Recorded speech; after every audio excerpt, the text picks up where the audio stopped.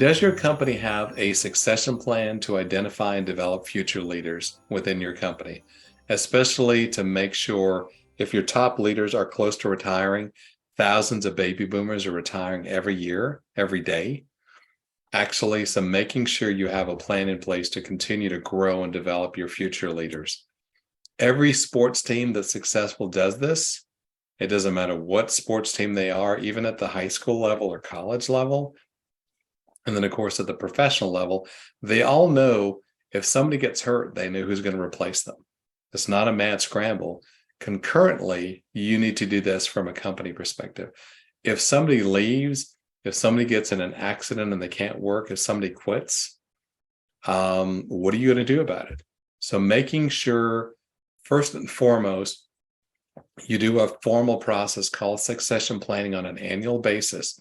Again, it doesn't matter if you're 30 employees or 300 employees or 3,000 employees. Do this on an annual basis.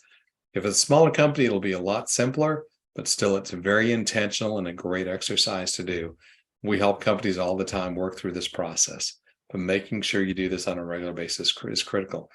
It also focuses on who are your rising stars? Who are your diamonds in the rough, the 30 somethings, the 40 somethings in your organization who are key people?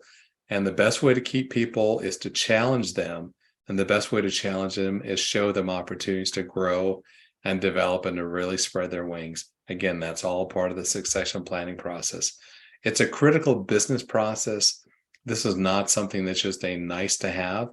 You have contingency plans within your IT organization. You would have a contingency plan or continuity plan if something happens to your business.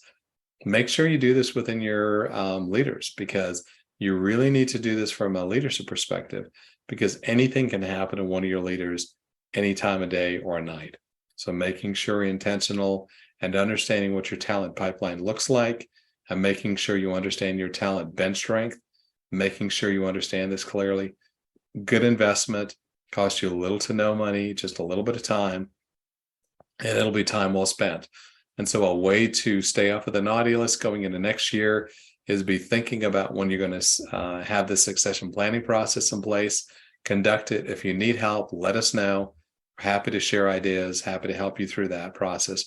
But it's a great thing to do. Doesn't matter what company size you are or how young your employees are, but a lot of companies need to be thinking about this to stay off the HR naughty list.